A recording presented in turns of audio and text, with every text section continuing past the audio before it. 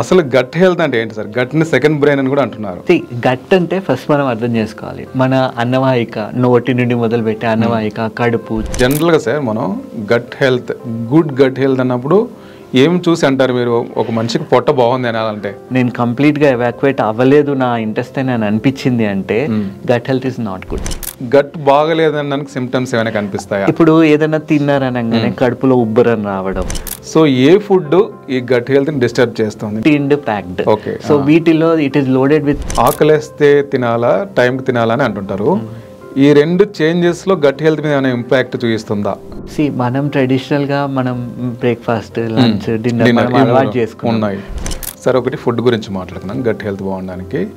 ఇంకా for example ఇప్పుడు sleep కానీ, ఎక్సర్సైజ్ కానీ, హైడ్రేషన్ కానీ, స్ట్రెస్ కానీ, వీటి విషయంలో ఏం చెప్తారు sir? Everything is link to your gut.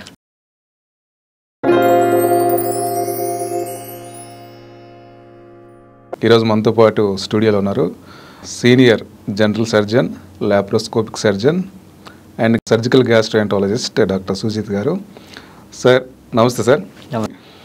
Gut health అన్నది మాత్రం ఇప్పుడు ఎక్కడికి వెళ్ళినా గట్ హెల్త్ అన్నది బాగా పాపులర్ అయింది. సార్ మీరు చాలా కాలంగా పొట్టలో సర్జరీలు చేస్తున్నారు, చాలా కాలంగా మీరు.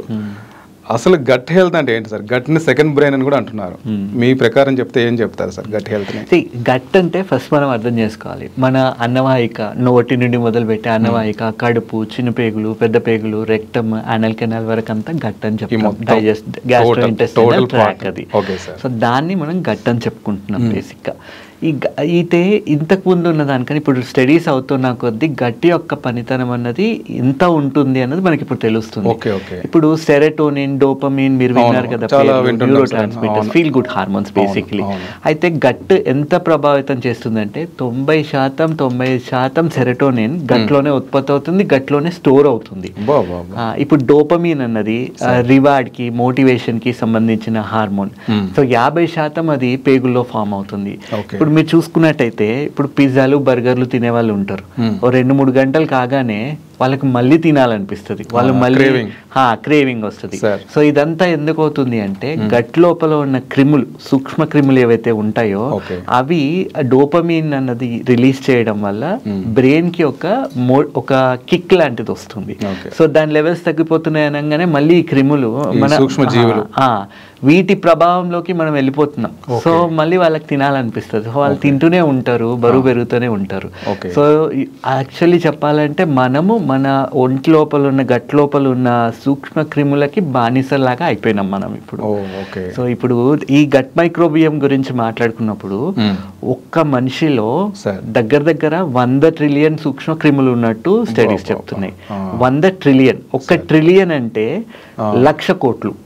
సో 100 లక్షల కోట్లు ప్రతి మనిషిలో ఈ సూక్ష్మ క్రిములు ఉంటున్నాయి.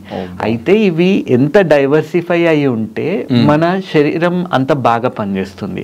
అయితే ఇప్పుడు మనం తినే ఆహార పద్ధతుల వల్ల ఆ చాలా మంచి గుడ్ బ్యాక్టీరియా ఉంటుంది, బ్యాడ్ బ్యాక్టీరియా ఉంటుంది. వీటి సమతుల్యత అన్నది ఎప్పుడైతే డ్యామేజ్ అయిపోతుందో డిస్బయోసిస్ లోకి వెళ్ళిపోయి ప్రాబ్లమ్స్ ఎక్కువ అవుతున్నాయి. సో ఇప్పుడు క్రియేట్ అవ్వాలి, లోపల ఉత్పత్తి అవ్వాల్సిన సెరోటోనిన్ ఉత్పత్తి అవుతుంది అంటే మనిషి యాక్టివ్గా, హ్యాపీగా, మూడ్ అన్నది చాలా బాగుంటుంది ఇప్పుడు. కానీ ఇప్పుడు ఈ సమతుల్యత ఎప్పుడైతే డ్యామేజ్ అయిపోతుందో సెరోటోనిన్ లెవెల్స్ తగ్గిపోయి వీళ్ళల్లోనే డల్నెస్, యాంగ్జైటీ ఇవన్నీ ఎక్కువైపోవడం చూస్తాం, డిప్రెషన్ ఎక్కువ అవుతుంది. అండ్ ఇప్పుడు లేటెస్ట్గా వస్తున్న స్టడీస్లో ఈ సూక్ష్మక్రిములు మంచివి తక్కువైపోయినప్పుడు పిల్లల్లో ఆటిజం లాంటి కండిషన్స్ ఎక్కువైపోతున్నాయి చిన్న వయసులోనే. అండ్ ఇప్పుడు మనం ఏం తింటే మనం అది అవుతామని అంటారు కదా, సో ఆ ఫుడ్ అన్నది అంత ఇంపార్టెంట్. అయితే ఆ ఫుడ్ ని బ్రేక్ డౌన్ చేయడానికి క్రిములు అనేవి హెల్ప్ చేస్తాయి. అది బ్రేక్ డౌన్ అవుతేనే మనకి కావాల్సిన న్యూట్రిషన్ అన్నది అబ్జార్బ్ అవ్వడం జరుగుతుంది. అయితే ఎప్పుడైతే ఈ సూక్ష్మ క్రిములు ఉండట్లేదో అబ్జార్ప్షన్ డెఫిషియన్సీస్ వస్తున్నాయి. ఇప్పుడు ఈ మధ్య కాలంలో చూసుకున్నట్టయితే విటమిన్ B12, విటమిన్ D అందరిలో తక్కువే ఉంటుంది. అదే ఇప్పుడు ఇంకోటి మనం అర్థం చేసుకోవాల్సింది, ఇప్పుడు ఈ సూక్ష్మ క్రిములు ఇన్ని ఉంటాయి కదా, మరి వీటికి భోజనం ఎట్లా? మనం తినే ఫైబర్ వీటికి భోజనం. సో ఇప్పుడు మన ఫైబర్ రిక్వైర్మెంట్ అంతా ఒక 70 కిలోగ్రామ్ బాడీ వెయిట్ ఉన్నారు అంటే వాళ్ళకి రోజుకి 25 నుంచి 30 గ్రాములు ఫైబర్ కావాలి. ఫైబర్లో కూడా మళ్ళీ సాల్యుబుల్ ఇన్సాల్యుబుల్ ఫైబర్స్ ఉంటాయి. సో ఇప్పుడు మనం సింపుల్ షుగర్స్ తీసుకుంటాం. సింపుల్ షుగర్స్ ఏమవుతాయి, అవి తీసుకున్న వెంబడే చిన్న పేగులో అబ్జార్బ్ అయిపోతాయి అన్ని, అసలు అది పెద్ద పేగు దాకా వెళ్ళదు. సో ఇప్పుడు మనం తీసుకునే ఫైబర్ లేదా పీచు పదార్థాలు చాలా వరకు నాలుక మీద సగం. అవునండి, డైజెస్ట్. ఎగ్జాక్ట్లీ. సో ఇక్కడ మనం తీసుకునే పీచు పదార్థాలు ఏవైతే ఉన్నాయో అవి మనకి ఆహారం కన్నా కూడా మన సూక్ష్మ క్రిములకి అది ఆహారం లాగా పనిచేస్తుంది. సో ఈ గట్ బ్యాక్టీరియా అన్నది దాన్ని బ్రేక్ డౌన్ చేసి దాని నుంచి న్యూట్రిషన్ ఏదైతే ఫామ్ అవుతుందో అది మనకి హెల్ప్ అవుతుంది. సో ఫైబర్ అన్నది it is food for your gut bacteria. It is not your food. Basically you are eating it for feeding your gut bacteria. So ఎప్పుడైతే మన పీచు పదార్థాలు బాగుంటాయో ఒంట్లో అన్ని ప్రక్రియలు సరిగ్గా జరుగుతాయి, అంటే గట్ హెల్త్ అన్నది బాగుంటుంది. సో ఇప్పుడు మోషన్ అన్నది పెద్ద పేగులో కదలాలన్నా, అండ్ ఇంకోటి వాటర్ అన్నది మనం తాగుతున్నాం కదా, ఒకటేసారి ఇప్పుడు జనాలు ఏం చేస్తున్నారు, అందరూ ఒకటేసారి ఎక్కువ వాటర్ తాగేస్తున్నారు. ఏమనుకుంటున్నారు, నేను వాటర్ ఎక్కువ తాగితే నాకు మోషన్ ఫ్రీగా వస్తుంది. కాదు, అక్కడ వాటర్ స్మాల్ ఇంటెస్టైన్ లోనే అబ్జార్బ్ అయిపోతుంది.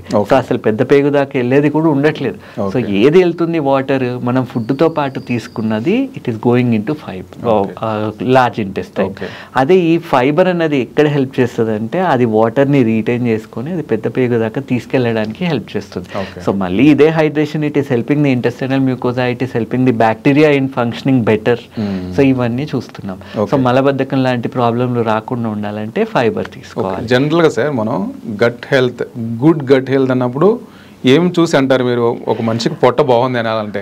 అసలు గ్యాస్ ప్రాబ్లం లాంటిది ఉండొద్దు, పొట్ట ఉబ్బరం లాగా ఉండొద్దు. రోజు ఏదైతే మోషన్ పాస్ చేస్తున్నారో ఒక్కసారి ఫ్రీ స్టూల్ అయిపోవాలి. అండ్ మోషన్ పాస్ చేసిన తర్వాత ఒకవేళ ఆ పర్సన్ కి నేను కంప్లీట్ గా ఎవాక్యుయేట్ అవ్వలేదు నా ఇంటెస్టైన్ అని అనిపించింది అంటే gut health is not good. ఇవి బేసిక్ గా చూసుకోవాలి. గట్ బాగలేదనడానికి సిమ్టమ్స్ ఏమైనా కనిపిస్తాయా? ఇప్పుడు ఏదైనా తిన్నారనగానే కడుపులో ఉబ్బరం రావడము, చాలా సార్లు ఏమవుతుంది, ఇది అసిడిటీకి సంబంధించిన లక్షణాలలాగా ఉంటాయి. పొట్ట డిస్టర్బ్ అయి ఉండడం అంతే. వాళ్ళకి యాక్టివ్నెస్ ఉండట్లేదు, రోజు వాళ్ళు చేసుకునే పని వాళ్ళు ఫ్రీగా చేసుకోలేకపోతున్నారు. ఎక్కడో ఏదో ఒక dull feeling. Okay, your gut will decide your emotions. ఇప్పుడు గట్ ఎవాక్యుయేట్ అవ్వలేదు ఆ రోజు ఆ పర్సన్ ఎట్లా హెల్దీగా అనిపిస్తుంది, he will always feel like he's carrying a burden.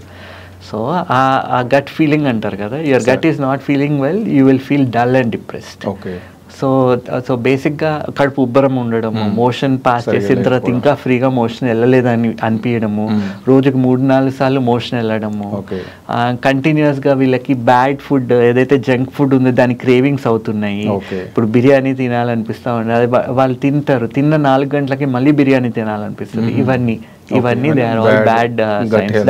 ఇవన్నీ లక్షణాలు ఉంటే మీరు మీ గట్ బ్యాక్టీరియా బ్యాడ్గా ఉంది అండ్ దానికి మీరు బానిస అయిపోయినారని అర్థం. అదే గుడ్ గట్ బ్యాక్టీరియా ఉంది, వీళ్ళకన్నీ ఫ్రూట్ క్రేవింగ్ ఉండడము, సో హెల్దీ ఫుడ్ తినడము, కాన్షియస్గా ఉండడము, అవేర్ ఈటింగ్ చేయడం, ఇవన్నీ ఎక్కువ చేస్తుంటాం. ఓకే సార్, ఇంకొకటి అంటే ఇప్పుడు మనం గట్ హెల్త్కి రకరకాల ప్రాబ్లమ్స్ కారణాలు చెప్తున్నాము. ఫస్ట్ ఆఫ్ ఆల్ మనం మీరే అన్నారు ఇందాక, మనం ఏం తింటామో అదే అవుతాం అన్నట్టుగా, వీఆర్ వాట్ వీ ఈట్ అన్నది. సో ఏ ఫుడ్ ఈ గట్ హెల్త్ని డిస్టర్బ్ చేస్తుంది మీరు గమనించిన దాని ప్రకారం? బేసికలీ ఇప్పుడు మైదా రిలేటెడ్ ఫుడ్ ఉంది, బేకరీ ఐటమ్స్ ఉన్నాయి, anything that is tasty, anything that comes in a packet, anything that comes in a box, tinned packed. So వీటిలో it is loaded with preservatives, loaded with added sugars, loaded with unhealthy fats. So ఇవన్నీ they are not good. Anything that comes in a packet is not good for your health. So మీరు chips ఉంటాయి ప్యాకెట్లలో వస్తాయి, అవి మన gut health కి అసలు మంచిది కాదు. ఎందుకు సార్? అంటే ఈ ప్యాక్డ్ టిన్స్ లో ఏంటి అంటే ఎక్కువ కాలం నిల్వ పెట్టడం వలన ఏంటి? ప్రిజర్వేటివ్స్ యాడ్ చేస్తారు కదా, ఇవన్నీ ఏదైనా కానీ షెల్ఫ్ లైఫ్ పెరగడానికి చేస్తున్నారు అన్నప్పుడు వాటి క్వాలిటీ అన్నది ఇట్ ఇస్ ఏదో తేడా. సో అవి తినడం వల్ల మనకు హార్మ్ ఎక్కువ అవుతుంది. అండ్ ఇంకోటి ఇప్పుడు చిప్సే ఉన్నాయి, సింపుల్ చిప్సే or masala food, anything that comes in a packet. So మీరు సాల్ట్ కంటెంట్ చూడండి ఎంత ఉంటుందో. ఇప్పుడు రోజుకి సాల్ట్ ఎంత కావాలి, 70 కిలోలు బరువు ఉన్నారంటే ఒక teaspoon of salt is 5 grams. Okay, so మరి ఈ ప్యాక్డ్ ఫుడ్స్లో ఉండే సాల్ట్ చాలా ఎక్కువ ఉంటుంది. సో ఏమవుతుంది, ఎప్పుడైనా మీరు సాల్ట్ ఫుడ్ ఎక్కువ తీసుకుంటున్నారు అన్నప్పుడు body also will try to retain water. So weight పెరిగిపోవడము, బాడీ ప్రాసెస్ డిస్టర్బ్ అవ్వడం అనేది జరుగుతుంది. సో ఇప్పుడు ఎలాగో సాల్ట్ అన్నారు, పికిల్స్ సార్, పికిల్స్ లో హై సాల్ట్ ఇవన్నీ ప్రిజర్వేటివ్స్ కదా, డ్యామేజ్ అవ్వకుండా ఉండాలని సాల్ట్ యాడ్ చేయడం జరుగుతుంది. ఆ సాల్ట్ తీసుకున్నప్పుడు దాని ఎఫెక్ట్ మనం బీపీ మీద ఉంటుంది. ఇప్పుడు మనం బీపీ పేషెంట్స్ కూడా తీసుకుంటే వాళ్ళకి సాల్ట్ రెస్ట్రిక్టెడ్ డైట్ అని చెప్తాం, సాల్ట్ ఆపేయమని చెప్పాం. సో సాల్ట్ రెస్ట్రిక్టెడ్ డైట్ అన్నప్పుడు వాళ్ళు 5 grams ప్లేస్ లో వాళ్ళు 3 grams తీసుకోవాలి. అయితే వీళ్ళు ఇవన్నీ తినడం మొదలు పెట్టినప్పుడు ఇన్ఎవిటబ్లీ మీరు ఇంకా చాలా ఎక్కువ తీసుకుంటున్నారు, obviously BP will shoot up. And ఇప్పుడు చాలా మంది ఇంకో ఇది కూడా ఉంది, సో బీపీ ఉంటే సాల్ట్ తినొద్దని సాల్ట్ తినట్లేదు. సో అట్లా అయినప్పుడు ఏమవుతుంది, ఇప్పుడు ఎండాకాలంలో ఈ మధ్య కాలంలో చూస్తున్న పేషెంట్స్లో ఎల్డర్లీ ఏజ్ గ్రూప్ వాళ్ళు చాలా మంది హైపోనెట్రీమియాతో వస్తున్నారు. అంటే సోడియం లెవెల్స్ ఉండాల్సిన దానికన్నా తగ్గిపోతున్నాయి. సో సోడియం తగ్గినప్పుడు ఏమవుతుంది, చాలా వీక్గా అనిపిస్తుంది, ఏ పని చేయబుద్ధి అవ్వదు. దాని తర్వాత ఇంకా సోడియం ఒక క్రిటికల్ లెవెల్ కన్నా తగ్గిపోయింది అంటే వీళ్ళు మాట్లాడే దాంట్లో అసలు పొంతనుండదు, డిసోరియంటెడ్ టాక్ ఉంటుంది. సో చాలాసార్లు ఏమవుతుంది, ఇదేదో న్యూరలాజికల్ ఇష్యూ అని అనుకుంటున్నారు. బేసిక్ సింపుల్ సోడియం కరెక్షన్ చేసుకుంటే, అది కూడా ఒక పద్ధతి ప్రకారం కరెక్ట్ చేసుకుంటే వీళ్ళకి ప్రాబ్లమ్స్ ఏం రావు. ఓకే సార్, ఇప్పుడు మీరు 3 చెప్పారు, టిండ్, ప్యాక్డ్ అండ్ పికిల్స్. ఇంకేముంటాయి సార్ ఫుడ్స్? Sugars, sweets. అవును, sugar and sweets they are not good. Maida related food. అదే కాకుండా ఇప్పుడు ఈ మధ్య కాలంలో లాక్టోస్ ఇంటాలరెన్స్ చాలా ఎక్కువైపోయింది. పాలల్లో ఉండే లాక్టోస్ వల్ల చాలా మందికి పొట్ట డిస్టర్బ్ అయిపోవడం చూస్తున్నాం. అండ్ గ్లూటెన్ ఇంటాలరెన్స్ ఎక్కువైపోయింది. ఇప్పుడు మొన్న మా అమ్మాయి అడుగుతా ఉంది, షీఈ్ ఆస్కింగ్ మీ, పాపా మైదాలో గ్లూటెన్ ఉంటుందా అని చెప్పేసి. 7.5% గ్లూటెన్ ఉంటుంది. ఇంకా గ్లూటెన్ ఎందులో ఉంటుంది, మీరు తినే ఇప్పుడు గోధుమ పిండి ఉంది, బేకరీ ఐటమ్స్ అంతా గోధుమ, అవును మైదాతోనే. సో ఇప్పుడు గోధుమలో, మైదాలో, so they are not suppose to be taken. Okay, ఇది ఎందుకు సరే అంటే లాక్టోస్ అన్న ఇంటాలరెన్స్ అన్నది ఎందుకు చూస్తున్నారు ఈ మధ్య కాలంలో? ఒకటి ఏంటంటే ఏజ్ పెరుగుతున్న కొద్దీ బాడీ యొక్క డైజెస్టివ్ కెపాసిటీ తగ్గుతుంది. రెండోది, పాలల్లో మనం వి డోంట్ నో, ప్రాబబ్లీ చిన్నప్పుడు ఉన్న టేస్ట్ ఇప్పుడైతే లేదు. ఆ quality of milk probably changed. So ఆ చేంజ్ అవుతున్నప్పుడు దాంట్లో స్టీరాయిడ్స్ ఎంత ఉన్నాయి, యాంటీబయాటిక్స్ ఎంత ఉన్నాయి, అసలు ఏమున్నాయి మనకు తెలియదు. ఈ మధ్యకాలంలో కొద్దిగా ఆక్సిటోసిన్ ఇచ్చి ఇంజెక్షన్లు ఇచ్చి చేస్తున్నారు అన్నది కూడా ఒకటి. ఎగ్జాక్ట్లీ. ఇప్పుడు చాలా మంది ఏమనుకుంటున్నారు, మాకు తెలిసిన ప్లేస్ కదా, మేము ఇక్కడ బర్రెను ఇక్కడ నుండి తీసుకొచ్చేది వీళ్ళు తీసుకుంటున్నాం కదా, సో ఇవి సేఫ్ అని. కాకపోతే ఇప్పుడు వెళ్ళి చూసినప్పుడు చాలాసార్లు ఎవరికి తెలియలేకుండా లేరండి. ఇప్పుడు ఆక్సిటోసిన్ ఇస్తే పాల ప్రొడక్షన్ ఎక్కువ అవుతుంది, వాడు ఇంజెక్షన్ తీసుకెళ్ళి డైరెక్ట్గా ఇంజెక్షన్ ఇచ్చేస్తున్నారు. సో ఆ మిల్క్లో ఆక్సిటోసిన్ కంటెంట్ ఎంత ఉంది మనకు తెలియట్లేదు. So quality of milk has changed and మన డైజెస్టివ్ కెపాసిటీ తగ్గింది. సో ఇప్పుడు మారుతున్న ఆహార పద్ధతుల వల్ల లోపల ఉన్న గట్ బ్యాక్టీరియాలో చాలా చేంజెస్ వస్తున్నాయి, మ్యూకోజల్ చేంజెస్ వస్తున్నాయి.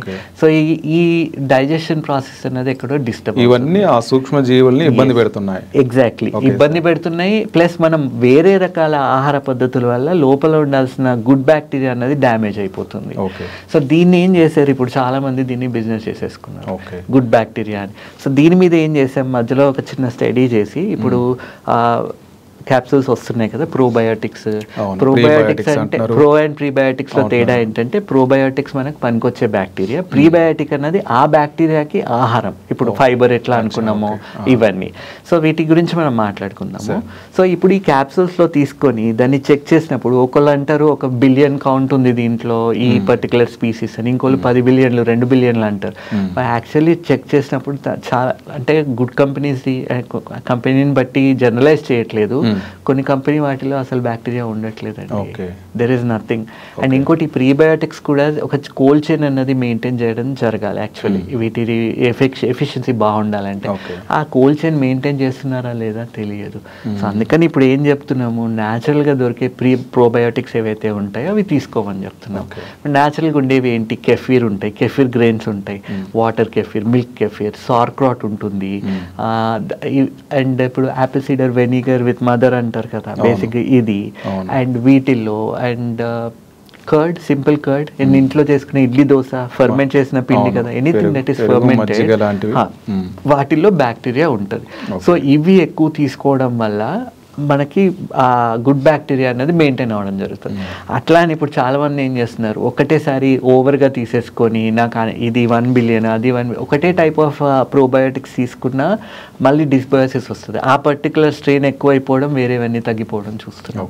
సో మార్చి అన్నిటిని తీసుకుంటా ఉంటే అది ఆ గట్ బ్యాక్టీరియా యొక్క సింబయాసిస్ అనేది మెయింటైన్ అవ్వడం చూస్తాం. ఇంకొక డౌట్ సార్, చాలా మంది ఫుడ్ హ్యాబిట్స్ విపరీతంగా మార్చేస్తుంటారు. ఈయన ఒక అని చెప్పాయని చెప్పేసి కొవ్వు తీసుకోవడం, ఫ్యాటీ, ఇంకొక అని చెప్పేసి మిల్లెట్స్ అని, ఇంకొక చెప్పేసి ఇంకో ఇట్లా రకరకాలుగా చేంజెస్ చేస్తుంటారు కదా. అంటే డ్రాస్టికల్ చేంజ్, అప్పటిదాకా తింటున్న దానంతా మార్చేసి ఇంకొక షిఫ్ట్ అవుతుంటారు. ఇవి ఎట్లాంటి ఎఫెక్ట్ చూపిస్తాయి సార్ గట్ మీద? సింపుల్ గా మనం అర్థం చేసుకోవడానికి, ఇప్పుడు మన పేరెంట్స్, అమ్మ నాన్న, తాతలు, ముత్తాతలు ఏదైతే తిని పెరిగారో వాటన్నిటికీ మనకి జెనెటిక్ అడాప్టబిలిటీ ఉంటుంది. అంటే ఇప్పుడు స్టేపుల్ డైట్ అన్నం అనుకోండి, వీళ్ళకి ఇప్పుడున్న జనరేషన్ వాళ్ళు అన్నంని ఈజీగా డైజెస్ట్ చేసుకోగలుగుతారు. కానీ ఇప్పుడు సడన్గా ఏం చేస్తున్నాం మనం, ఓట్స్ అని, చపాతీలు అని చెప్పేసి ఏది పడితే అది, ఓన్లీ ఇప్పుడు అన్నీ వదిలేసి ఓన్లీ నేను పన్నీర్ తింటా లేదా ఫ్యాట్ తింటా, ఇవన్నీ చేయడం వల్ల ఏమవుతుంది, you're actually insulting your gastrointestinal tract system. So మనకి చిన్నప్పటి నుంచి మన పెద్దలు ఏం తిన్నారో అవి తింటే ఈజీగా అరుగుతాయి. ఏదైనా కొత్తది మీరు తీసుకుంటున్నారు అన్నప్పుడు మీరు బర్డెన్ అనేది ఇంక్రీజ్ చేస్తున్నారు. ఇప్పుడు మనం అర్థం చేసుకోవాల్సింది, ఏజ్ పెరుగుతున్న కొద్దీ జీర్ణాశయం యొక్క పనితనం తగ్గుతా వస్తుంది. అట్లాంటప్పుడు మనం ఇవి కొత్త రకాల ఫుడ్స్ తీసుకుంటున్నప్పుడు యాక్చువల్లీ మనం దాన్ని ఇన్సల్ట్ చేస్తున్నాం. సో అట్లాంటి వీటిని తినొద్దని చెప్పట్లేదు, తినండి, కానీ ఒక పద్ధతి అన్నది ఎప్పుడో ఒకసారి తీసుకుంటే పర్వాలేదు. Stick to your staple diet. So దానివల్ల అడ్వాంటేజెస్ ఎక్కువ ఉన్నాయి. అండ్ ఏదైనా మోడరేషన్లో చేస్తే హెల్ప్ అవుతుంది. ఇప్పుడు అన్నం ఇప్పుడు షుగర్స్ చూడండి, షుగర్ ఉన్న వాళ్ళలో తీసుకున్నట్టయితే అన్నం తింటే షుగర్ పెరిగిపోతుంది అని ఒక అపోహ వచ్చేసింది. సో అన్నం తినము, మేము బ్రౌన్ రైస్ తింటామంట. బ్రౌన్ రైస్ ఎందుకు బెటర్ అంటే దాంట్లో 1 గ్రామ్ ఫైబర్ ఉంటుందని. మీకు రిక్వైర్మెంట్ 30 గ్రామ్స్, మీరు తిన్న 1 గ్రామ్ దాంట్లోంచి వచ్చి అది ఇంకా అసిడిటీ క్రియేట్ చేసి హార్ట్ టు డైజెస్ట్ అయ్యి అది ఇంకా ప్రాబ్లం ఎక్కువ చేస్తుంది. అంటే చాలాసార్లు డయాబెటిక్స్ వేసుకునే ట్యాబ్లెట్స్తోనే అసిడిటీ ఎక్కువయ్యే ఛాన్సెస్ ఉంటాయి. దాంట్లో ఇవన్నీ మార్చినప్పుడు ఇంకా బాడీ దాన్ని ఫస్ట్ నుంచి మన వాళ్ళు పెద్దవాళ్ళందరూ తిని పెరగలేదు కదా. సో ఇప్పుడు అది తిన్నప్పుడు డెఫినెట్లీ ఇబ్బంది ఎక్కువ అవుతుంది, డైజెస్ట్ చేసుకునే దానికి ఎక్కువ టైం పడుతుంది. అండ్ అట్లా అని ఇప్పుడు white rice there should be a moderation. 1/3 brown rice తీసుకుంటే 2/3 వైట్ రైస్ మోడరేషన్లో తీసుకుంటే ఇటు టేస్ట్ ఉంటుంది, దాని నుంచి కొద్ది శాతం ఫైబర్ వచ్చే ఛాన్సెస్ ఉంటాయి. అయితే మేము చెప్పేది ఏంటంటే ఫైబర్ ఎంత తీసుకోవాలన్నది it is very important. 25 to 30 grams is your daily requirement అన్నప్పుడు ఎందులో పీచు పదార్థాలు ఎక్కువ ఉంటాయి చూసి తీసుకోవడం బెటర్. ఇప్పుడు సింపుల్ ఎగ్జాంపుల్, పాలకూరలో ఫైబర్ ఎక్కువ ఉంటుందని అంటాం కదా. 100 గ్రాములు పాలకూర వండితే దాంట్లోంచి మీకు వచ్చే ఫైబర్ 3 గ్రాములే. సో ఇప్పుడు 30 గ్రాములు కావాలి అంటే రోజుకు 1 కిలో పాలకూర తినాలి. ఓకే, సో ఇప్పుడు అందుకే అన్నంలో కూర కాదు, కూరలోనే అన్నం కలుపుకొని తినండి అని చెప్తాం. ఓకే, ఇప్పుడు బీన్స్ లో it is rich in fibre. Beans is a very rich source of fibre. ఇప్పుడు 100 గ్రాములు బీన్స్ తీసుకుంటే మీకు దగ్గర 16 గ్రాముల దాకా మీకు ఫైబర్ దొరికే ఛాన్సెస్ ఉంటాయి. సో ఒక 200 grams ఆఫ్ ఇవి తీసుకుంటే సరిపోతుంది. ఇప్పుడు మీరు ఫ్రూట్ తీసుకుంటారు, యాపిల్ తీసుకుంటే 2 గ్రాములు, అట్లా అన్ని 1 to 2 grams హెల్ప్ చేసేవి ఫైబర్ రిచ్ ఫుడ్స్. ఇంకొన్ని చెప్పండి సార్, ఇట్లాంటివి ఏమేమి తీసుకుంటే బెటర్, మనకు అవైలబిలిటీగా ఉన్నాయో చెప్పండి. మనం రెగ్యులర్ వాటిలో ఫ్రూట్స్ కానీ ఆకుకూరల్లో ఉండే శాతం కంపారేటివ్లీ కొద్దిగా ఎక్కువ. బీన్స్ లో చిక్కుడు, గోరు చిక్కుడు, బీన్స్, పీస్ ఇవన్నీ ఉంటాయి కదా, వీటిల్లో ఫైబర్ శాతం ఎక్కువ ఉంటుంది. సో ఇంకోటి రూట్ వెజిటేబుల్స్ అంటాం, దుంపలు. ఆలు is not a root vegetable, ఆలు ఇస్ ఎ స్టెమ్. ఆలు తినొద్దు. క్యారెట్, బీట్రూట్, ఈ దుంపల్లో ఫైబర్ శాతం ఎక్కువ ఉంటుంది. కానీ దుంపల్లో మళ్ళీ వేరే అడిషనల్ మీకు షుగర్స్ కూడా పెరిగే ఛాన్సెస్ ఉంటాయి, వెయిట్ పెరిగే ఛాన్సెస్ ఉంటాయి. కాబట్టి దుంపలు తీసుకున్నప్పుడు try to take it in the morning time, try to avoid evening time avoid చేయండి అని చెప్తాం దీన్ని. అండ్ ఏం తిన్నా తాగినా ఫస్ట్ ఒక గ్లాస్ వాటర్ తీసుకోండి తినే ముందు. It will definitely aid. And తినేటప్పుడు వాటర్ తాగద్దని ఏం లేదు, తగ్గించి తీసుకోండి. ఎక్కువ ఓవర్గా తాగడం వల్ల it is not going to help you. అవసరమైనంత తీసుకోవాలి. ఇంకా ఫైబర్ రిచ్ ఫుడ్స్ అంటే ఫ్రూట్స్ లో అన్ని రకాల ఫ్రూట్స్ తీసుకోవచ్చు. అయితే ఇందులో కూడా మనం ఇందాక మాట్లాడుకున్నట్టు మన దగ్గర దొరికే ఫ్రూట్స్, మనం చిన్నప్పటి నుంచి మన పెద్దవాళ్ళందరూ తిన్న ఫ్రూట్స్ మనం ఈజీగా డైజెస్ట్ చేసుకోవాలి. మనకు అవైలబిలిటీ ఉన్నాయి చాలా ఉంటాయి సార్. అంతే. ఇప్పుడు కొత్త అవకాడో మంచిది, అవకాడో ఇది గ్రేట్ అని చెప్పి మీరు అవకాడోనే రోజు తినడం మొదలు పెడితే అది మీకు ఫస్ట్ నుంచి అలవాటు లేదు, అప్పుడెప్పుడో తీసుకుంటే it is okay, but you don't have to take it every day. So మార్చి అన్ని ఫ్రూట్స్ తీసుకుంటా ఉంటే అన్నిటి నుండి మీకు పోషక విలువలు దొరికే ఛాన్సెస్ ఉంటాయి. ఓకే. ఇంకొకటి సార్, అంటే కొద్దిగా చాలా మంది అడుగుతుంటారు, ఆకలేస్తే తినాలా టైంకి తినాలా అని అంటుంటారు.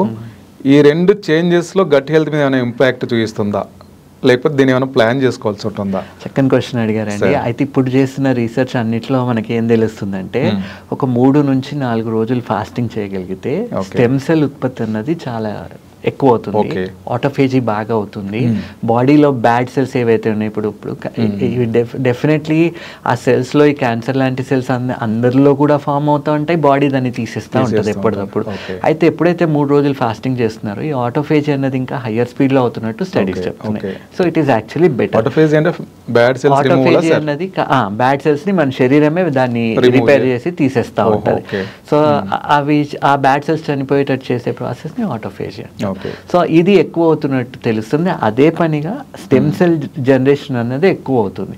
అంటే అన్ని కణాలకి సంబంధించిన మెయిన్ మాలిక్యూల్ దీనిలో నుంచి అన్ని ఫామ్ అవుతాయి. సో వాటి ఉత్పత్తి ఎక్కువ అవుతుంది. ఇప్పుడు యుఎస్ లాంటి దేశాల్లో కూడా ఈ స్టెమ్ సెల్స్ కొనాలి అంటే లక్షలలో ఉన్నాయి. సో అది మన శరీరం దాన్ని రిపేర్ 3 రోజులు దానికి కావాల్సిన ఫేవరబుల్ కండిషన్స్ ఇచ్చి ఫాస్టింగ్ చేసినట్టయితే లోపలే ఉత్పత్తి అవుతున్నట్టు స్టడీస్ చూపిస్తున్నాయి. సో అందుకనే ఇప్పుడు కాకపోతే ఇప్పుడు చాలా మంది ఇప్పుడు నా దగ్గరకు వచ్చే పేషెంట్స్ షుగర్ ఉంటుంది, వీళ్ళు వచ్చేసి మేము 3 days ఫాస్టింగ్ చేస్తాము అని అంటారు. నేను సర్జన్ని, బట్ ఇక్కడ కావాల్సింది ఏంటంటే you need a physician who is also having the right mindset and who can help you do this fasting for a 3-day time. Under supervision చేస్తే ఎటువంటి ప్రాబ్లమ్స్ ఉండట్లేదు. వాళ్ళ సొంతంగా ఏదో చేసుకోవడానికి పోతే ఆల్టర్నేట్ మెటబాలిజం యాక్టివేట్ అయ్యి డ్యామేజ్ అయ్యే ఛాన్సెస్ ఉంటాయి. So diabetic people, elderly age group people ఉన్నారు, ఒకటేసారి ట్రై చేయకుండా first slowly reduce your 3-day మీల్ని 2-dayకి చేసి దాని తర్వాత 1 meal a day లాగా చేసుకొని స్లోగా they can increase the fasting duration over months and then they can try fasting for 3 days. Then దాని బెనిఫిట్స్ ఉంటాయి, but under supervision only. Okay sir, ఇది special case. అంటే మీరు ఇంటర్మీడియట్ ఫాస్టింగ్ చేసే వాళ్ళకి అది అట్లా వెయిట్ తగ్గుదాం అనుకునే వాళ్ళకి సరిపోతుంది. అలా కాకుండా ఆకలేస్తే తినాలా టైం ప్రకారం తినాలా అనేది ఒక క్వశ్చన్ ఉంటుంది. ఈ క్వశ్చన్ మనం ఎట్లా వాళ్ళకి కరెక్ట్ గైడెన్స్ ఇవ్వచ్చు? ఒకవేళ రెగ్యులర్ పనికి వెళ్ళాలి, బాక్స్ తీసుకెళ్ళాలి, వీళ్ళు ఇట్లాంటి వాళ్ళు సంబడి మనం ట్రెడిషనల్గా మనం బ్రేక్ఫాస్ట్, లంచ్, డిన్నర్ మనం అలవాటు చేసుకున్నాం. సో బట్ దెన్ ఇప్పుడు నన్ను అడిగితే మాత్రం నేను కూడా ఇప్పుడు ఆకలి అవుతే తింటున్నాను. So it demand feeding. ఆకలి అవుతే తినాలి, ఆకలి అవ్వకపోతే you don't see body will tell you. ఇప్పుడు మనం ఏం చేస్తాం ఇండియన్ ఫ్యామిలీస్లో కూడా, ఇండియన్ పేరెంట్స్ ఇప్పుడు పిల్లలు బక్కగున్నారంటే వీళ్ళకి మనసున పట్టదు. అదేంటంటే ఎంతసేపు ఆ పిల్లడు బక్కకున్నాడు, హెల్దీగా ఉండాలి, తినిపియాలి, ఓవర్ ఫీడింగ్ చేసేస్తూ ఉంటాం. Over feeding is not good. ఆ పిల్లలు కూడా వాళ్ళకి ఆకలి అయినప్పుడు వాళ్ళు చెప్తారు నాకు ఆకలి అవుతుందని, ఆ ఇచ్చే టైంలో will feed them good food. Rather దాని ఇప్పుడు మా ఇంట్లోనే చూడండి, చిన్న పాప వచ్చేసి అన్నం ఆకలి వేయట్లేదు, చిప్స్ ఆకలి అవుతుంది, చాక్లెట్ ఆకలి అవుతుంది అంటారు. అట్లా కాదు. సో ఇదేంటి రివార్డ్ సిస్టమ్, సేమ్ థింగ్. ఆ డోపమిన్ జనరేట్ అయ్యి వాళ్ళ బాడీ బ్యాడ్ గట్ బ్యాక్టీరియా పెరిగిందంటే పిల్లలు దే గో. అండ్ మనం ఎంత కంట్రోల్ చేద్దాం అనుకున్నా ఎన్ని పార్టీలు అవుతున్నాయి. రోజు ఒక ఫ్రెండ్ పార్టీ అంటారు కదా, ఆ పార్టీకి పోయిన తర్వాత అక్కడ కేక్లు, చిప్స్, కూల్ డ్రింక్లు. సో మనం చేయగలిగింది ఏంటంటే we can just tell our కిడ్స్కి ఇది హెల్దీ, ఇది అన్హెల్దీ. అండ్ నేను ఇంట్లో మేమేం చేస్తున్నామంటే no junk week, no junk days అట్లా పెట్టి వాళ్ళని ఇంతకుముందు గ్రౌండ్ చేస్తున్నామని చెప్పేవాళ్ళకి ఇప్పుడు గ్రౌండ్ చేయకుండా next 3 days no junk food. So అది ఏమవుతుందంటే వాళ్ళకి వీఆర్ టీచింగ్ దెమ్. ఇప్పుడు గట్ బ్యాక్టీరియా కూడా చేంజ్ అవ్వాలి మన లోపల అంటే, టేస్ట్ బడ్స్ కూడా చేంజ్ అవ్వాలి అంటే రీసెర్చ్ 2 weeks టైం పడుతుందని చెప్తుంది. సో వాళ్ళని ఒకటే రోజు మొత్తం ఆపేయంటే వాళ్ళు బయట పోయి తింటే మనకు తెలియదు. సో ఇప్పుడు మనం 1 day 2 day నో జంక్ అని చెప్పి 3 day మనం అలవాటు చేస్తాం వాళ్ళకి. ఇప్పుడు వాళ్ళకి self we teach them to control it by them self. So బయటకు పోయినా కానీ ఫ్రెండ్స్ ఆఫర్ చేస్తే వాళ్ళు చెప్తున్నారు no today is my no junk day. ఇది ఒక వాళ్ళు they feel very you know as if they are following something లాగా. సో కిడ్స్లో కూడా ఇది ఒక ఫ్యాషన్ అయిపోవాలి. No today is my no junk day. So అట్లా స్లోగా మనం దాన్ని పెంచి ఒక 2 weeks వాళ్ళని if you can keep them away from ఈ sugary things and other things, then taste బడ్స్లో చేంజెస్ వస్తున్నాయి. అండ్ ఫ్రూట్స్ మెల్లిమెల్లిగా మనం అలవాటు చేస్తున్న కొద్దీ kids are actually asking for fruits now. So my younger daughter is now coming and asking, Papa, today I want to have this fruit, that fruit అని చెప్పి. So మనం వాళ్ళ ఫుడ్ హ్యాబిట్స్ని కూడా మనమే చేంజ్ చేయాలి. ఓకే సార్, ఒకటి food గురించి మాట్లాడుతున్నాం, గట్ హెల్త్ బాగుండడానికి. ఇంకా ఫర్ ఎగ్జాంపుల్ ఇప్పుడు స్లీప్ కానీ, ఎక్సర్సైజ్ కానీ, హైడ్రేషన్ కానీ, స్ట్రెస్ కానీ, వీటి విషయంలో ఏం చెప్తారు sir? Everything is link to your gut. ఏం చేయాలి సార్ వీటి విషయంలో? ఇప్పుడు వన్ బై వన్ చెప్పదలుచుకుంటే గట్ హెల్త్ బాగుంటేనే మెంటల్ హెల్త్ బాగుంటుంది. సెరటోనిన్ అన్నది ఉత్పత్తి అయ్యేది 95% గట్లోనే. సో ఇప్పుడు సెరటోనిన్ అన్నది మూడ్ రిలేటెడ్. రివర్స్ లో స్ట్రెస్ లో ఉన్నప్పుడు గట్ ఇంపాక్ట్ అవుతుందా? ఎవ్రీథింగ్ ఈజ్ ఇంటర్లింక్డ్ అండి. బ్యాడ్ గట్ బ్యాక్టీరియా ఉన్నాయి అన్నప్పుడు ఈ బ్యాడ్ న్యూరో ట్రాన్స్మిటర్స్ పెరిగిపోయే ఛాన్సెస్ ఎక్కువ అవుతున్నాయి. సో ఈ గుడ్ బ్యాక్టీరియానే ఈ సెరటోనిన్ రిలీజ్లో అన్నిట్లో హెల్ప్ చేసేది. ఇప్పుడు గుడ్ బ్యాక్టీరియా లేదు, దాన్ని రిలీజ్ అవ్వదు. సో లో మూడ్ వెళ్ళిపోతుంది. లో మూడ్ వెళ్ళి వాళ్ళకి ఏ పని చేయబుద్ధి కాదు. They only feel like sitting eating అంతే. సో వాళ్ళు తింటానే ఉంటారు. కౌచ్ పొటాటోస్ అంటాం కదా, ఇంకా వాళ్ళు ఏం లేదు, టీవీ ముందర కూర్చుంటారు, లేజీగా టీవీ వాచ్ చేస్తా చిప్స్. అండ్ వెన్ ఎవర్ వాళ్ళ బ్రెయిన్ చెప్పినప్పుడల్లా పోవడం, ఆ ప్యాకెట్ ఓపెన్ చేసుకోవడం, తింటా కూర్చోవడం అంతే. సో ఇది ఎక్కువ అయిపోవడం చూస్తున్నాం. సో గుడ్ గట్ బ్యాక్టీరియా ఉండాలి అంటే మనం first of all we should realise where we're and మనం ఉన్న సైకిల్ని బ్రేక్ చేసి గుడ్ సైకిల్ని మనం ఇనిషియేట్ చేయగలిగితే ఓవర్ 2 weeks అయితే మినిమం టైం పడుతుంది గట్ బ్యాక్టీరియా చేంజ్ అవ్వడానికి. దాని తర్వాత మనం ఎంత డ్యామేజ్ చేసాం గట్ని అన్నదాన్ని బట్టి ఇంకా ఎన్ని రోజుల్లో కోలుకుంటారు. మీరు ఒక 2 weeks అన్నారు కదా సార్, ఇప్పుడు ఒక డే తీసుకుంటే పొద్దున్న లేచినప్పటి నుంచి నైట్ వరకు తీసుకుంటే ఎట్లా ప్లాన్ చేయొచ్చు? జస్ట్ ఊరికే ఒక రఫ్ అవుట్లైన్. హైడ్రేషన్ అన్నది బాగుండాలి, హైడ్రేషన్ బాగుండాలి, ఆకలి అయినప్పుడు తినాలి. ఆ తినేది కూడా మనకి ఇప్పుడు డైలీ మన అంటే కావాల్సినంత న్యూట్రిషన్ లేకపోయినా మన బాడీ మెటబాలిక్ రేట్ అన్నది తగ్గిపోతుంది. సో మన మెటబాలిజం పెరగడానికి వాటర్ తాగడం వల్ల మెటబాలిజం బూస్ట్ అవుతుంది. మనం హెల్దీ ఎక్సర్సైజ్ పొద్దున్న లేచిన తర్వాత ఒక గంట సేపు ఆర్ 30 minutes అన్న if you're doing exercise, then metabolism kick start అవుతుంది. Will be spending energy and మనకు తినాలనే ఇది వస్తుంది. సో ఎప్పుడైతే ఆకలి అవుతుందో have some very good food, fruits తీసుకోండి ఆర్ ప్రోటీన్ రిచ్ ఫుడ్ తీసుకోండి, గుడ్ ఫ్యాట్స్ తీసుకోండి. గుడ్ ఫ్యాట్స్ అంటే ఏంటి? మళ్ళీ నట్స్ అండ్ సీడ్స్. మనం ఏం చెప్తాం? ఫిస్ట్ ఫుల్ ఆఫ్ నట్స్ అని అంటాం. అంటే 4 బాదాము, వాల్నట్ తీసుకుంటే ఒక 4, గుప్పెడు పల్లీలు అంటాం. అంటే ఎన్నో వస్తాయి? 10 వస్తాయి. మనం ఏం చేస్తాం? మనం పల్లీలు తినడం మొదలు పెడితే ఇప్పుడు పల్లీ చట్నీ అని చేస్తారు, అన్ని పల్లీలు పోతాయి దాంట్లో. You end up eating a lot. So that is all unhealthy. అంత అవసరం లేదు, ఎంత కావాలో అంత తీసుకోవాలి. ఇప్పుడు కాజు ఉంటాయి, 4 కాజు గుప్పెట్లో వచ్చి 4 కాజు, 4 చాలు. కానీ మనం ఏం చేస్తాం? బౌల్లో ఉంది అంటే you end up eating the entire bowl. So అది చెయ్యొద్దు. సో గుడ్ ఫ్యాట్స్ రెగ్యులర్ ఇంటర్వెల్స్లో తీసుకుంటా ఉంటే అది రెగ్యులర్గా పైత్యరసంతో కలుస్తూ ఉంటుంది. ఫ్యాట్ సాల్యుబుల్ విటమిన్ డెఫిషియన్సీ రాకుండా హెల్ప్ చేస్తుంది. అండ్ మనం తిన్న ఫుడ్ అంతా కూడా it is going to break down ఈ గట్ బ్యాక్టీరియా. దాన్ని మొత్తం ఇప్పుడు సింపుల్ కార్బోహైడ్రేట్స్ చిన్న పేగులో అబ్జర్వ్ అయిపోతాయి. కాంప్లెక్స్ కార్బోహైడ్రేట్స్ కింది దాకా పోయేది పేగుల్లోకి. ఆ కాంప్లెక్స్ కార్బోహైడ్రేట్స్ని ఇది బ్రేక్ డౌన్ చేసి అక్కడ నుంచి మళ్ళీ ఇంటెస్టైన్ నుంచి బ్లడ్ గుండా ఇవన్నీ లివర్కి పోతాయి. సో ఇప్పుడు ఆ లివర్కి మనం ఎంత ఇస్తున్నాం అన్నది it is very important. So ఇప్పుడు మనం liver capacity probably think about ఒక 1 meal డైజెస్ట్ చేసే కెపాసిటీ లివర్కి ఉంది. ఎందుకంటే మనం ఇప్పుడు లోడ్ చేసేసాం దాన్ని. అది చేయాల్సిన పని దానికన్నా చాలా ఎక్కువ పని చేస్తుంది. సో ఇప్పుడు ఒక 1 meal డే లాగా కొద్ది రోజులు ఇట్లాంటివి అబ్జర్వ్ చేసినప్పుడు ఏమవుతుంది? లివర్ మీద పడే ఒత్తిడి తగ్గుతుంది. సో లివర్ అనేది ఇంకా బెటర్ పని చేసుకొని బాడీని డీటాక్సిఫై చేయడానికి హెల్ప్ అవుతుంది. మనం ఇప్పుడు ఏం చేస్తున్నాం? టాబ్లెట్లు వేసుకుంటున్నాం. మనం తినే ఫుడ్లో ఉండే ప్రిజర్వేటివ్స్ ఇవన్నీ కూడా they act toxic materials to the liver. లివర్ని డ్యామేజ్ చేస్తాయి. మనం వేసుకునే ప్రతి antibiotic will affect liver. Simple Dolo it can affect your liver. Hepatotoxic అవ్వచ్చు ఓవర్గా తీసుకుంటే. Pain killers can be very damaging to the liver. So ఇప్పుడు మనం లివర్కి కోలుకునే టైం ఇవ్వాలి. ఇప్పుడు చాలామంది ఏం చేస్తున్నారు? పిచ్చి లైఫ్ స్టైల్. పొద్దున్న నుంచి తినరు, పొద్దున్న నుంచి మేము తినలేదు, we deserve a good meal. రాత్రి మాత్రం ఇప్పుడు ఆయన పొద్దు నుంచి తినరు, but they want go have a smoke. Smoking అంత డేంజరస్ ఇంకేది లేదు. దాని తర్వాత రాత్రి రిలాక్స్ అవ్వాలి, they are trying to have 1 or 2 pegs and then eat food. So ఇక్కడ ఏమవుతుంది, మళ్ళీ ఆల్కహాల్ తీసుకున్నప్పుడు ఆల్కహాల్ని first body will try to metabolize, liver will try to metabolize the alcohol, and అది చాలా ఎక్కువ టైం పడుతుంది.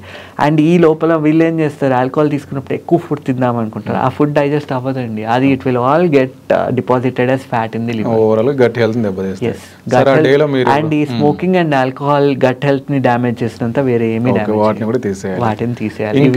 ఇంకా స్లీప్ కూల్ డ్రింక్స్ అండి, cool drinks, aerated drinks, carbonated drinks ఇవి తీసుకుంటున్నారు కదా, ఇవన్నీ గట్ ని డ్యామేజ్ చేస్తాయి. ప్యాక్డ్ ఫుడ్స్ ఏది కరెక్ట్ కాదు, బయట దొరికే ఫుడ్ ఏది కరెక్ట్ కాదు. సో ఇంటి ఫుడ్ తినాలి, దాన్ని కూడా ఒక పద్ధతి మోడరేషన్లో తింటే ప్రాబ్లం లేదు. ఇందాక మనం మాట్లాడుతుంటే బ్రేక్ వచ్చింది కదా, ఇప్పుడు అన్నం ఎంత తింటే బెటర్, 70 kg బాడీ వెయిట్ ఉన్నారు, 75 నుంచి 80 grams cooked rice 3 to 4 times తీసుకుంటే ప్రాబ్లం లేదు. అయితే దీన్ని కూడా స్టడీస్ ఏం చెప్తున్నాయి, అన్నంతో పాటు అంతే పప్పు, దానికి 2 ఆకుకూరలు, ½ స్పూన్ ఆఫ్ గీ యాడ్ చేసుకొని తిన్నప్పుడు దీని గ్లైసెమిక్ ఇండెక్స్ అన్నది చాలా తగ్గిపోతుంది, షుగర్లు కూడా స్టేబుల్ వేలో బాడీలోకి బ్లడ్లోకి అబ్జర్వ్ అవుతున్నాయి, హంగర్ క్రేవింగ్స్ రావట్లేదు, అండ్ ఈ గుడ్ బ్యాక్టీరియా అన్నది పెరుగుతున్నట్టు స్టడీస్ చెప్తున్నాయి. ఈ గ్యాస్ రిటెన్షన్ లాంటివి, మోషన్ రిటెన్షన్ లాంటివి ఉండట్లేదు. బట్ ఎప్పుడైతే ఇది మనం బిర్యానీ తెచ్చుకుంటే ఏమవుతుంది, ఒక ప్యాకెట్లో 400 grams 500 grams, ఇప్పుడైతే ఇంకా ఫ్యామిలీ ఇంకా దాన్ని చెప్పనవసరం లేదు. సో ఇప్పుడు జనాలు కూడా ఎట్లా ఉన్నారు, ఇప్పుడు పొద్దున్న నుంచి తినట్లేదు, రాత్రి యుద్ధం చేసినట్టే ఇప్పుడు నేను ఈ ప్యాకెట్ ఖతం చేయాల్సిందే, they are trying to eat everything and then they are going to sleep. So ఒక్క బిర్యానీ నుంచి recently I was addressing a corporate, and వాళ్ళకి డిస్కషన్లో ఈ టాక్ వచ్చింది, సార్ ఒక బిర్యానీ నుంచి ఎన్ని క్యాలరీస్ వస్తాయి మనకి అని చెప్పేసి. దగ్గర biryani and biryani associated cool డ్రింక్లు, డెసర్ట్లు అన్నీ కలిపి ఒక మనిషికి 4000 calories వస్తున్నాయి దగ్గర. సపోజ్ ఇట్లా ఒక 3500 calories వస్తే మనం సగం కిలో బరువు పెరుగుతాం. ఓకే, అదే మనం గంట సేపు వాకింగ్ చేస్తే 300 calories ఖర్చు పెడతాం. సో ఒక్క బిర్యానీ ప్యాకెట్ నుంచి వచ్చిన ఎనర్జీ ఖర్చు పెట్టడానికి 10 గంటలు నడవాలి. సో ఇది చెప్పిన తర్వాత వాళ్ళని అడిగా, ఏంటి మరి మీరు ఇప్పుడు తింటారా బిర్యానీ అంటే, వద్దు సార్ మేము 10 గంటలు నడవడం కన్నా తక్కువ తిన్నది బెటర్ అని అంటున్నారు. So moderation is the key. దీంతో పాటు స్లీప్ ఎట్లా సార్, ఎట్లా ఉంటే బెటర్? ఇప్పుడు సెరోటోనిన్ లెవెల్స్ అండ్ స్లీప్ అన్నది we are finding a very big association. So gut బాగున్నప్పుడు సెరోటోనిన్ లెవెల్స్ ఎప్పుడైతే బాగా ఉత్పత్తి అవుతున్నాయో వాళ్ళలో నిద్ర క్వాలిటీ అన్నది బాగుంటుంది. అండ్ నిద్రలో కూడా మళ్ళీ 8 గంటలు పడుకుంటే, స్లీప్ స్టడీస్ చేస్తున్నాం కదా, డీప్ క్వాలిటీ స్లీప్ ఎంత అన్నది చూస్తాం. ఇప్పుడు పిల్లలు ఉన్నారు, పిల్లల్లో డీప్ క్వాలిటీ స్లీప్ గంటలలో ఉంటుంది, 3 గంటలు 4 గంటల దాకా కూడా ఉంటుంది. 8 గంటలు పడుకుంటే డీప్ క్వాలిటీ స్లీప్ అంత ఉంటుంది వాళ్ళకి. కానీ ఏజ్ పెరుగుతున్న కొద్దీ డీప్ క్వాలిటీ స్లీప్ అన్నది తగ్గిపోతుంది. అంటే ఈ స్లీప్లో కూడా REM, rapid eye movement, non rapid eye movement అన్నది, ఆ NREMలో మళ్ళీ ఫేసెస్ ఉంటాయి 1 to 3. ఆ థర్డ్ ఫేస్ అన్నది డీపెస్ట్ క్వాలిటీ స్లీప్. మన బాడీ రిపేర్ అయ్యేది కూడా ఆ N3 ఫేస్ ఆఫ్ NREMలో రిపేర్ అవుతుంది. సో ఇప్పుడు ఏజ్ పెరుగుతున్న కొద్దీ ఇప్పుడు 40-45 yearsలో చూసుకున్నట్టయితే 8 గంటలు పడుకుంటే డీప్ క్వాలిటీ స్లీప్ అన్నది 1.5 hours ఉంటే it is very good. Okay, so ఇప్పుడు ఆ ఏజ్ పెరుగుతున్న కొద్దీ డీప్ స్లీప్ తగ్గిపోతూ ఉంటుంది, రెమ్ లేటెన్సీ అన్నీ పెరిగిపోతా ఉంటాయి. ఇవన్నిటి వల్ల కూడా ఈ గట్ హెల్త్ అనేది బాగున్నప్పుడు మీ స్లీప్ అనేది బాగుండడం స్టడీస్ చెప్తారు. రివర్స్ లో సార్ స్లీప్ బాగుంటే కూడా అదే బాగుంటుందా, ఎట్లా ప్లాన్ చేసుకోవాలి స్లీప్? ఎవ్రీథింగ్ అండి, స్లీప్ బాగుంది, డీప్ క్వాలిటీ స్లీప్ బాగుంది, బాడీ రిపేర్ అనేది చక్కగా జరుగుతుంది. చక్కగా జరిగినప్పుడు automatically me body will help you cope up better. So stress శాతం తగ్గిపోతుంది. స్ట్రెస్ శాతం తగ్గడం వల్ల ఇప్పుడు మళ్ళీ గుడ్ హెల్త్ మీదనే, గుడ్ గట్ మీదనే everything is dependent. So stress తక్కువ ఉండడానికి కూడా గుడ్ గట్ హెల్త్ ఉంటే స్ట్రెస్ అనేది తక్కువ ఉండడం చూస్తున్నాం. స్ట్రెస్ అంటే ఏంటి, బేసిక్గా inability to do our work. ఏదో పని ఉంది, వాళ్ళది టైంలో చేయగలుగుతున్నారా, చుట్టూ ఉన్న వాళ్ళందరితో కోపప్ అవ్వగలుగుతున్నారా, అనుకున్న టైం లైన్లో పనులు అయిపోతున్నాయా అన్నది ఇది స్ట్రెస్ ఉందా లేదా అని చెప్పడానికి కొన్ని. ఇప్పుడు వచ్చే వాళ్ళలో ఈ బ్యాడ్ గట్ హెల్త్ ఉండి అస్సలు లేజీగా ఫీల్ అయ్యి చాలా మంది జాబ్ క్విట్ చేసిన వాళ్ళు ఉన్నారు. ఎందుకంటే we are not able to cope up, మా ప్రాజెక్ట్ టైంలో మేము చేయలేకపోతున్నాం, నాకు స్ట్రెస్ ఎక్కువ అయిపోతుంది, ఫ్రస్ట్రేషన్ ఎక్కువ అయిపోతుంది అని చెప్తున్నారు. సో వీళ్ళందరిలో కూడా ఎప్పుడైతే మనం సపోర్ట్ ఇచ్చి గట్ హెల్త్ మనం సెట్ చేసామో చాలామంది విత్ ఇన్ 6 weeksలో దే ఆర్ మళ్ళీ ఇంకో జాబ్ ఎత్తుకొని పోయి జాయిన్ అయిపోతున్నారు. సార్ ఇంకా అంటే విటమిన్ డెఫిషియన్సీస్ ఉంటే కూడా గట్ హెల్త్ దెబ్బతింటుందా?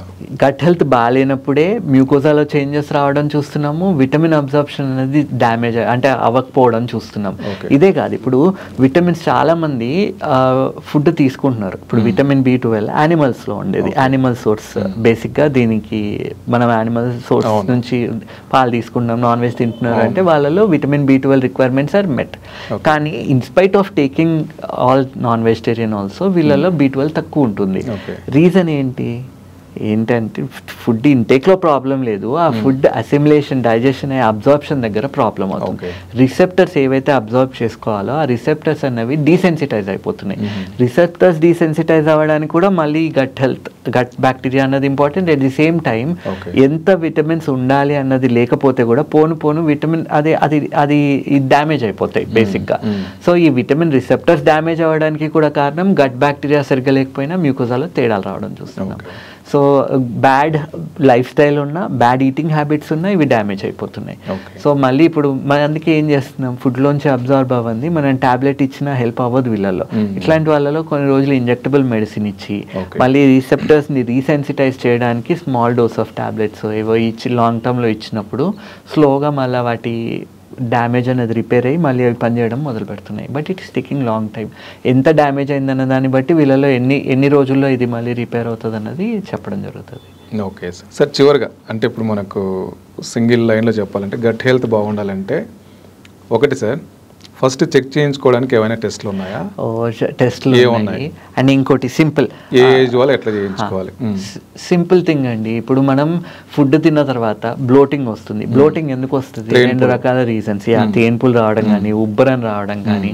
ఒకటి ఫ్యాటీ లివర్ ఎక్కువైపోవడం చూస్తున్నాం. 100 మందిలో తీసుకుంటే దాదాపు 75 మందిలో మనం ఫ్యాటీ లివర్ ఇప్పుడు చూస్తున్నాం. టెస్ట్ చేసిన వాళ్ళలో, డౌట్ఫుల్గా ఉన్న వాళ్ళలో అంత శాతం వాళ్ళలో ఫ్యాటీ లివర్ ఉంది. అంటే దాని అర్థం ఏంటి? వాళ్ళు బయట ఫుడ్డో, చెత్త ఫుడ్డో, లేకపోతే ట్యాబ్లెట్లో లివర్ డ్యామేజ్ చేసే స్మోకింగ్, ఆల్కహాల్ ఏదో ఒకటి వాళ్ళకి ఉంటున్నాయి. సో ఫస్ట్ వాటిని కట్ చేయాలి. దాని తర్వాత లివర్ హెల్త్ ఇంప్రూవ్ అవ్వడానికి ట్యాబ్లెట్స్ ఉన్నాయి. అయితే దాని అండర్ సూపర్విజన్ మనకి ఎంత డోస్ కావాలి, ఎన్ని రోజులు కావాలి అది తీసుకోవాలి. తినంగానే పొట్టలో ఉబ్బరం వస్తుంది అంటే దాని అర్థం ఏంటి? బైల్ జ్యూస్ అన్నది good quality bile juice form అవ్వట్లేదు అంటే small intestinal bacterial overgrowth అన్నది చూస్తున్నాం. సో వాళ్ళలో కొద్ది రోజులు యాంటీబయాటిక్ కావచ్చు, మళ్ళీ ఫ్యాటీ లివర్ రిజాల్వ్ చేయడానికి మందులు కావచ్చు ఇవ్వాల్సి వస్తుంది. గ్రేడ్ 1 అండ్ గ్రేడ్ 2 ఫ్యాటీ లివర్ని మనం రివర్స్ చేయొచ్చు. కానీ అది ప్రోగ్రెస్ గ్రేడ్ 3 గ్రేడ్ 4కి వెళ్ళింది అంటే అప్పుడు మనం ఏం చేసినా పెద్దగా హెల్ప్ అవ్వదు. అంటే ఎండ్ స్టేజ్ లివర్ డిజీజ్లోకి వెళ్ళిపోతున్నారంటే దాని ప్రోగ్రెషన్ని డిలే చేయడానికి మెడిసిన్ ఉన్నాయి, కానీ రివర్స్ అవ్వడానికి మనం ఏం చేయలేము. టెస్ట్లు అన్నప్పుడు ఏం చేయించుకోవచ్చు సార్ మనం? బ్రెత్ టెస్ట్ చేయించవచ్చు. అండ్ ఇంకోటి అల్ట్రాసౌండ్, సింపుల్ ఎండోస్కోపీ చేసినప్పుడు యాసిడిటీ లాంటివి ఉన్నాయన్నప్పుడు H. pylori అనేది మనం చెక్ చేయవచ్చు. Okay, stool test, simple stool టెస్ట్లో ఓవా ఉన్నాయా, పారాసైటిక్ హెల్మింతిక్ ఇన్ఫెక్షన్స్ ఏమన్నా ఉన్నాయా స్టూల్ టెస్ట్లో చేయొచ్చు. ఇవి జనరల్ హెల్త్ చెకప్లో కాదు, ఇవి మన పేషెంట్ ని కండిషన్ ని చూసి we ask for this test. ఇప్పుడు అదే గాల్ బ్లాడర్ పనితనం గురించి చూడాలి, హీడా స్కాన్ లాంటివి చేయొచ్చు. లివర్ లో ఫ్యాటీ లివర్ ఉన్నప్పుడు ఎలాసిటీ ఆఫ్ ది లివర్ ఎంత ఉంది చూడడానికి ఫైబ్రో స్కాన్ లాంటివి చేస్తాం. అయితే ఇవన్నీ చేయడానికి ముందు first we will try to understand clinically ఏమున్నాయి, యాంటీబయాటిక్ అవసరమా, ఫైబర్ ఇంక్రీజ్ చేస్తే చాలా, ప్రోబయోటిక్ సపోర్ట్ కావాలా, లాక్సేటివ్ ఏమన్నా ఇవ్వాలా, గ్యాస్ట్రోకోలిక్ రిఫ్లెక్స్ ఉందా. ఇప్పుడు చాలా మంది తినంగానే మోషన్ రావడం చూస్తాం. స్ట్రాంగ్ గ్యాస్ట్రోకోలిక్ రిఫ్లెక్స్ ఉన్నప్పుడు అవి అవుతాయి. అంటే వీళ్ళు ఏమనుకుంటారు, బేసిక్ థింగ్ ఈజ్ తినంగానే పేగులు కదులుతున్నాయి, నార్మల్గా కదలాల్సిన విధంగా అది కదలట్లేదు. కడుపు కదలడం వల్ల పెద్ద పేగు కదులుతుంది, మోషన్ వస్తుంది. దీని అర్థం ఏంటి? ఇంటెస్టైనల్ ట్రాన్సిట్ టైం అన్నది డ్యామేజ్ అయిపోయింది, తగ్గిపోయింది. సో ఇంటెస్టైనల్ ట్రాన్సిట్ టైం ఎందుకు తగ్గింది, దాన్ని పెంచడానికి ఏం చేయాలి, ఇవన్నీ ఆలోచించుకొని వీటి కరెక్షన్ అనేది ఉంటుంది. ఒక 6 to 8 weeks టైం సపోర్ట్ అనేది అవసరం ఉంటుంది. Okay sir. ఒక general layman sir, last question, ఒక 30 years తర్వాతనే ఈ ప్రాబ్లమ్స్ అన్ని జనరల్గా చూస్తుంటాం కదా, ఒక 30-year పర్సన్కి గట్ హెల్త్ బాగుండాలంటే ఆయన ఏం చేయొచ్చు? ఆయనగా హెల్దీ లైఫ్ స్టైల్ ఉండాలి, డైటరీ డిసిప్లిన్ ఉండాలి, ఆలోచించి తినాలి, ఎంత తింటున్నాం ఆలోచించి తినాలి, ఓవర్ ఈటింగ్ చేయొద్దు, అండ్ క్వాంటిటీ ఆఫ్ కార్బోహైడ్రేట్ ఎంత ఉండాలి, ప్రోటీన్ రిక్వైర్మెంట్ ఎంత, ఫైబర్ ఎంత ఉంది తినే దాంట్లో, అండ్ ప్లాంట్ పాయింట్స్ అని అంటాం. ఇప్పుడు మనం ఒక ప్లేట్లో అన్నం పెట్టుకుంటే ఆకుకూరలు కొన్ని ఇట్లాంటివి ప్లాంట్ పాయింట్స్ అని అంటాం. ఇప్పుడు సలాడ్స్ ఉన్నాయండి, సింపుల్ థింగ్ ఎగ్జాంపుల్ చెప్పడానికి కాలిఫోర్నియా బురిటో లాంటి ప్లేస్లు ఆర్ ఇంకేం చెప్పాలి, సరే బేసిక్గా ఇట్లాంటి దాంట్లో మనం సలాడ్స్ అని అడిగినప్పుడు వాళ్ళు వాళ్ళ బౌల్లో ఏవైతే ఇస్తున్నారో అవన్నీ చూసి మనం ఇంట్లో వాటిని ప్రిపేర్ చేసుకొని తినొచ్చు. వాళ్ళు ఏం చేస్తారు దాంట్లో టొమాటోస్ ఉన్నాయి, ఆనియన్స్ ఉన్నాయి, బెల్ పెప్పర్స్ ఉంటాయి, రెడ్ అండ్ ఎల్లో పెప్పర్స్ ఉంటాయి, దాని తర్వాత పింటో బీన్స్ అని, బ్లాక్ బీన్స్ అని, ఇంకా లెట్యూస్ ఇస్తారు, కొంచెం స్మాల్ అమౌంట్ ఆఫ్ అవకాడో, ఇవన్నీ అంటే ఎన్ని రకాల ఒక్కొక్క ప్లాంట్ని ఒక్కొక్క కలర్ని ఒక్కొక్క పాయింట్ అని వేసుకోండి. వారానికి if you are at least taking 25 to 30 plant points, that is good. And ఇంకోటి ఆ తినేది క్వాంటిటీ బాగుండేటట్టు చూసుకోండి. ఇంకా సార్ ఫుడ్ తో పాటు వాటర్ ఇంటేక్ బాగుండాలి. అండ్ టైం పెట్టుకొని ఏ టైంకి నిద్రపోతున్నారో అదే టైంకి నిద్రపోవాలి, ఏ టైంకి లేస్తున్నారో కన్సిస్టెన్సీ ఆఫ్ స్లీప్ అన్నది ఇంపార్టెంట్. ఇప్పుడు నేను ఈరోజు 8కి వంట, రేపు 12కి వంట, ఇదంతా నడవదు. 9కి 9:30కి స్లీప్కి వెళ్తున్నారు, ఆ సర్కాడియన్ రిథమ్ అన్నది అదే టైంలో ఉంటే బాడీ రిపేర్ అన్నది చక్కగా అవుతుంది. డిన్నర్ అన్నది తొందరగా చేయాలి, 7 లోపల డిన్నర్ అయిపోవాలి, ఒకవేళ కుదిరితే 6 లోపలే చేయాలి. బట్ ఇట్స్ ప్రాక్టికలీ చాలా మందికి అది కుదరట్లేదు కాబట్టి at least try to finish off your dinner by 9 o'clock. And dinner అయిన తర్వాత go for a small walk, ఒక ½ an hour to 45 minutes, let the food settle down. And దాని తర్వాత have a warm shower and go to sleep by 9:30. And పడుకునే ముందు స్లీప్కి మనం prepare అవ్వాలి. 7 నుంచే లైట్స్ అన్ని డిమ్ అయిపోవాలి. ఇంట్లో కిచెన్లో లైట్ 7కి కట్టేయాలి, సెల్ ఫోన్ పక్కన పెట్టాలి, సెల్ ఫోన్ ఉండొద్దు, స్క్రీన్ అన్నది 7 తర్వాత ఉండొద్దు, ఇంకా టీవీ అండ్ సెల్ ఫోన్ ఉండొద్దు. అండ్ వైఫై ఇంటరాక్షన్ ఆఫ్టర్ 7 కూడా, ఇంట్లో వైఫైని కూడా if you can switch it off by 7 then it is actually beneficial. Exercise walking లాంటి ఇట్ డిపెండ్స్ అండి. 30 minutes అయితే మస్ట్, దాని మీద up to 1.5 hours is good timing. And దాంట్లో కూడా ఇప్పుడు వాకింగ్ చేస్తున్నారు, హెల్దీ పేస్ వాకింగ్ అన్నది ఇంపార్టెంట్. అండ్ లేజీ వాకింగ్ ఎంతసేపు చేసినా అది waste, it is not going to help you.